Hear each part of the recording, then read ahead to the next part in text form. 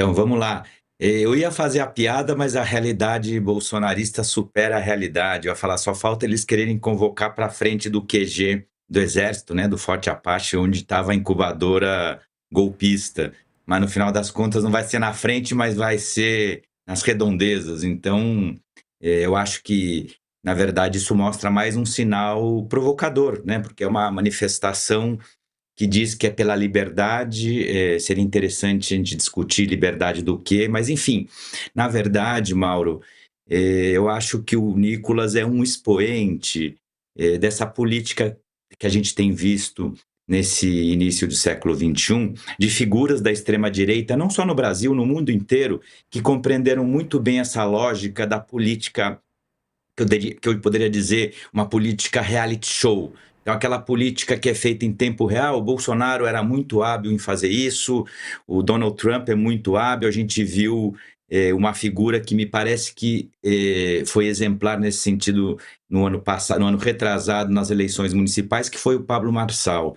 Então, me parece que o Nicolas está fazendo um certo papel de cosplay de Pablo Marçal, não com a mesma habilidade comunicacional, mas tentando fazer uma estratégia político-comunicacional parecida, né? Essa política reality show, que eu diria que tem três grandes eixos. O primeiro, e obviamente mais importante, me parece, é a famosa estratégia cortina de fumaça.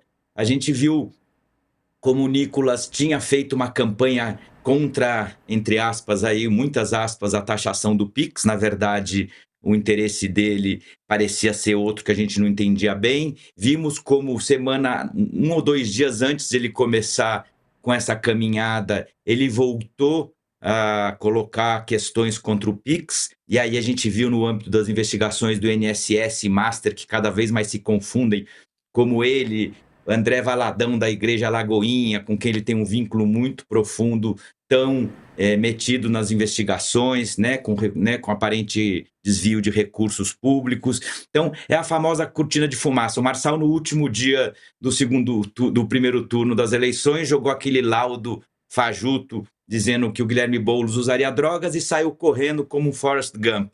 O Nicolas faz a mesma coisa, né? Joga uma bomba, volta a criticar a história de uma eventual taxação do Pix que não procede, e em vez de sair correndo, sai caminhando. Aí é um Marçal mais preguiçoso, aparece chorando, sentindo dores. O Marçal pelo menos se vendia como super-homem, né, que fazia ultramaratona. O Nicolas caminha alguns quilômetros por dia, dorme num bom hotel, mas diz que está sofrendo, tem, né, pessoal passando fazendo massagem, passando pomada, água com gelo, mas mesmo assim parece que ele está sofrendo muito. E os outros dois elementos, de forma muito rápida, por um lado, tem essa ração diária dopamínica, então a microdose de dopamina, você não pode exagerar, mas todo dia, como o Trump faz todo dia, o Nicolas, num período de férias do Congresso, uma forma de ele se manter exposto é todo dia fazer isso. E como você falava, Mauro, outros deputados, senadores, políticos da extrema-direita vão tentar pegar uma beiradinha na caminhada do Nicolas para fazer a sua selfie, fazer o vídeo para a sua rede.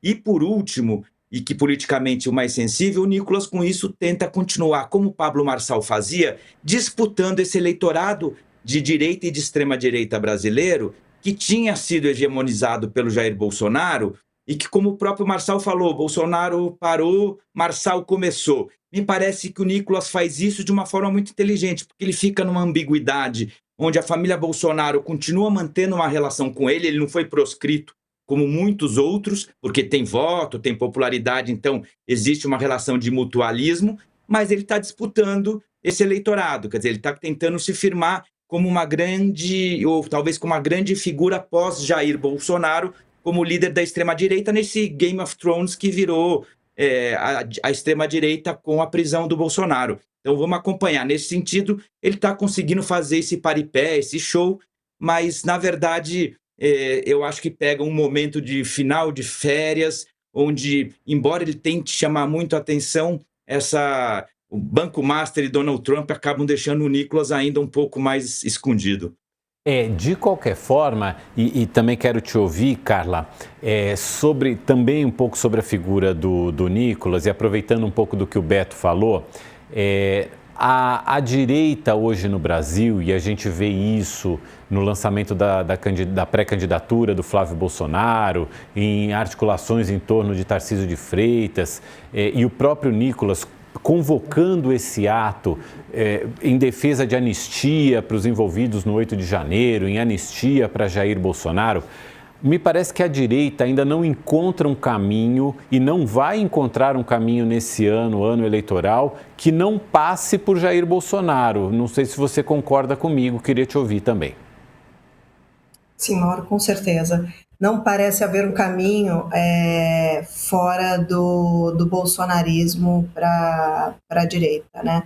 Até porque muito provavelmente a gente vai ter o Flávio Bolsonaro como candidato, então a gente tem essa disputa por esse espólio do Jair Bolsonaro, né? E as eleições começaram cedo, né? Com o Nicolas aí fazendo essa marcha até Brasília.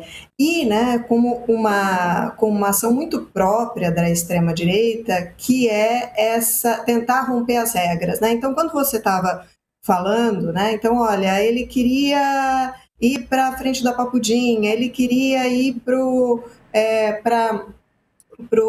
Planalto, né, para a esplanada dos ministérios, e foi proibido. Então, assim, sempre testando as regras, né? Então, quando o Alexandre de Moraes vem e diz não pode, um pouco ele é incitado a fazê-lo, né? Porque eles sempre estão testando aí as regras postas, né? Você mesmo colocou, né? Olha, hoje tem vários eventos, amanhã, né? Tem vários eventos em Brasília.